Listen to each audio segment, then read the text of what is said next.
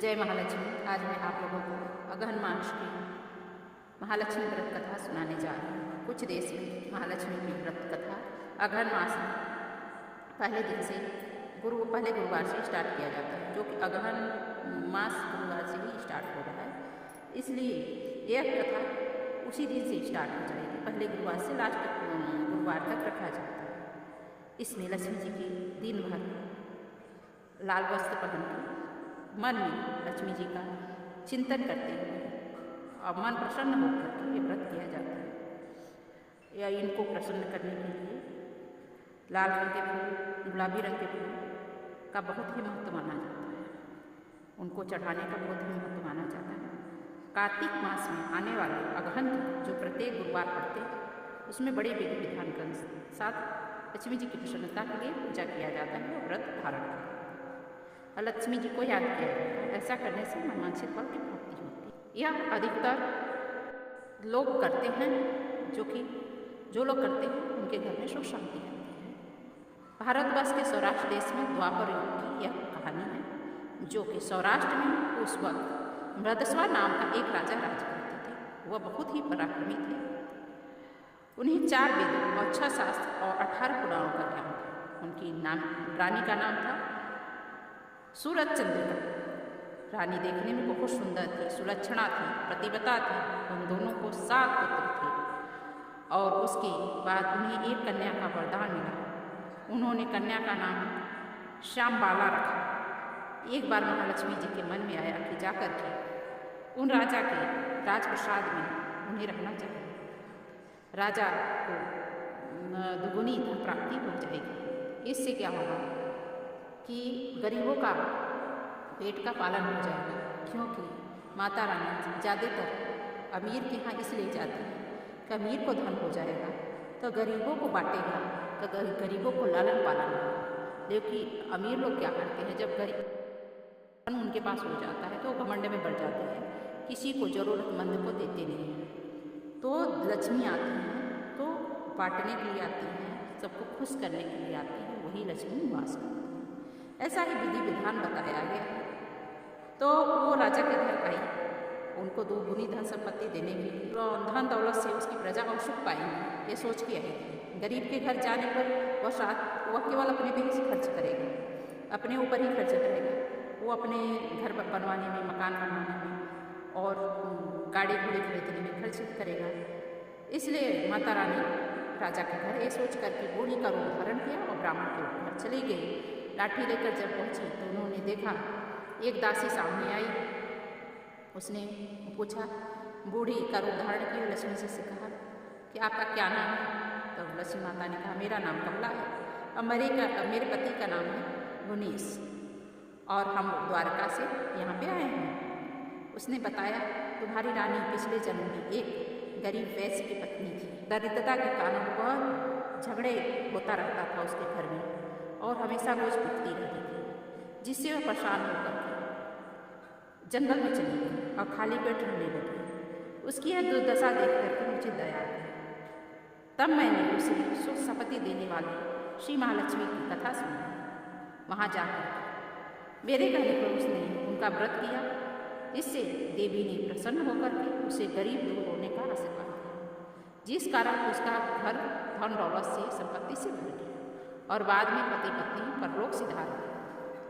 श्री लक्ष्मी जी का व्रत करने के कारण वे दोनों लक्ष्मी जी के लोक में चले गए। इसी कारण उसका जन्म राजघराने में हुआ, परंतु वह महालक्ष्मी की व्रत कथा करना भूल गई। दूसरे जमाने में जब यह पैदा हुई तो लक्ष्मी जी का व्रत करना भूल गई। इसके बाद दासी उनको प्रणाम करके रानी को बताने के लिए अंदर चली गई। यह सब सुनकर राज सुख में रहते हुए रानी को बड़ा ऐश्वर्य का घमंड हो गया था, क्योंकि वो पूरे जन्म का कर्म था। कुछ भी उसको याद था कि नहीं याद था, ये तो ईश्वर ही जाने। दासी द्वारा बताई गई बूढ़ी माँ की बातें पर क्रोध हुई और राज द्वार आकर बुढ़िया रूप हुई, दूसरों को भला बुरा कहने। सूरज चंद्रिका की इस प्रकार के बर्ताव से अनादर को देख करके माता वहाँ ठहरना उचित नहीं समझा और वहाँ से चल गई। चलते समय राजकुमारी श्यामबाला, जो कि रानी की लड़की थी, उन्होंने श्यामबाला को सारी बातें बताई। राजकुमारी ने बातों के लिए उनसे क्षमा मांगी।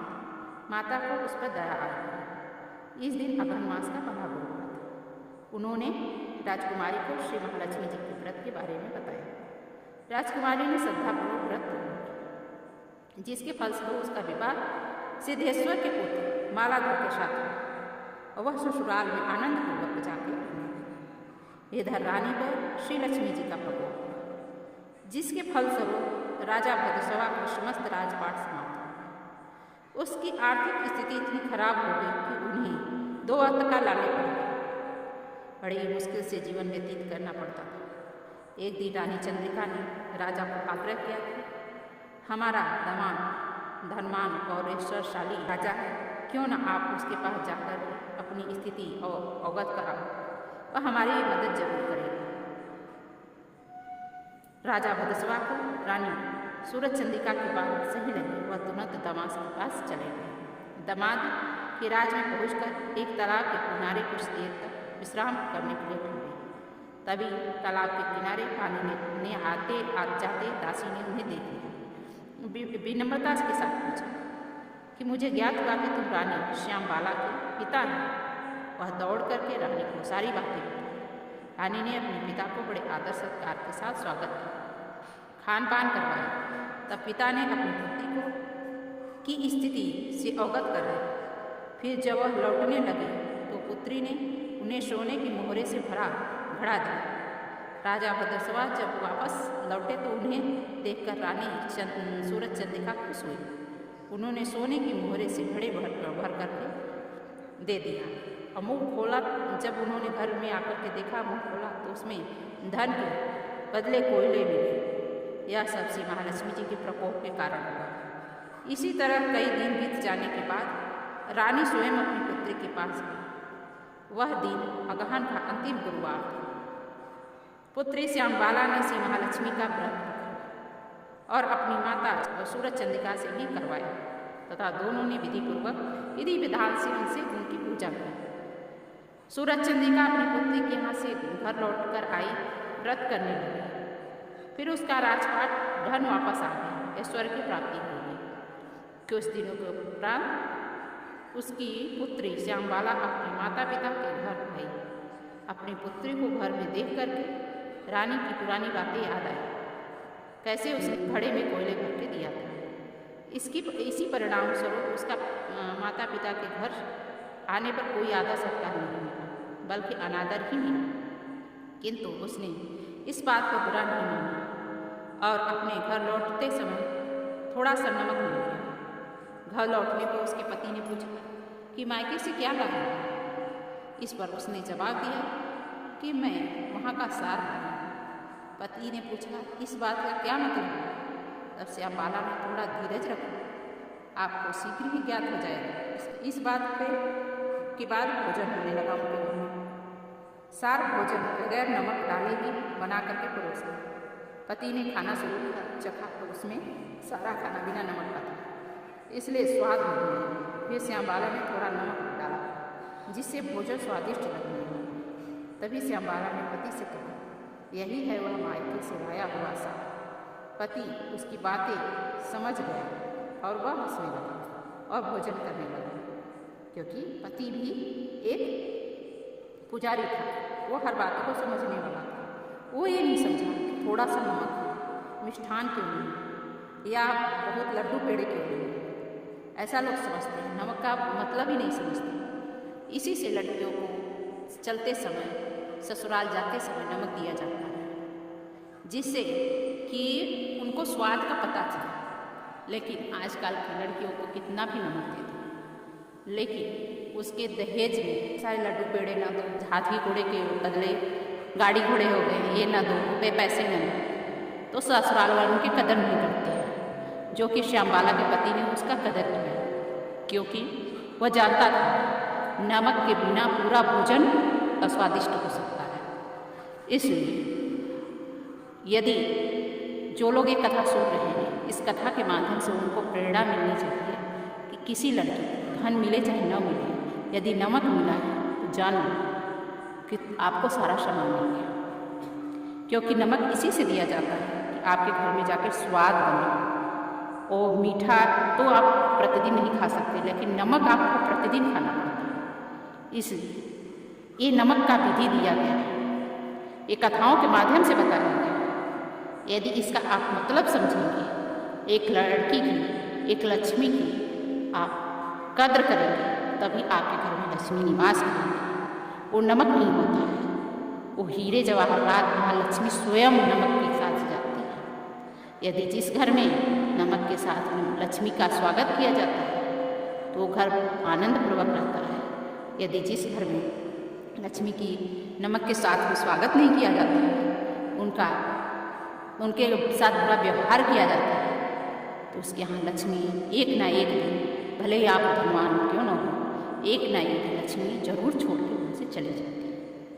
यह कथा सुनने से आपको यदि प्रेरणा मिला तो आप अधिक से अधिक लोगों को इस कथा शेयर कीजिए। उसके बाद में माता लक्ष्मी की कृपा से उनके यहाँ भी संपत्ति हो गया और उसके ससुराल में भी, मायके में भी संपत्ति हो गई। महालक्ष्मी की कृपा से हर गुरुवार को सब लोग पूजा पाठ करना शुरू कर दिए और ये पूजा अधिकतर साउथ में किया जाता है।